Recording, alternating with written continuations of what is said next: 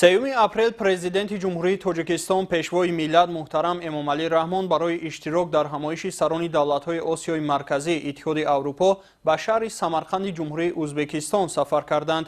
در فرودگاه بین‌المللی دوشنبه پرزیدنت جمهوری تاجیکستان محترم امامعلی رحمان را رئیس مجلس ملی مجلس عالی جمهوری تاجیکستان، رئیس مجلس نمایندگان مجلس عالی جمهوری تاجیکستان، سروزیر جمهوری تاجیکستان، معاون یکم راهبر دستگاه اجرایی پرزیدنت جمهوری تاجیکستان و دیگر شخصان رسمی گسیل نمودند. در این سفر پرزیدنت جمهوری تاجیکستان محترم امامعلی رحمان را وزیر کارهای خارجی، یاردمچیان پرزیدنت جمهوری تاجیکستان اوید به مسائل رابطه‌های خارجی و اوید به مسائل اقتصادی، وزیر رشد اقتصاد و سودا، رئیس کمیته حفظ محیط زیست و دیگر شخصان رسمی همراهی می‌نمایند.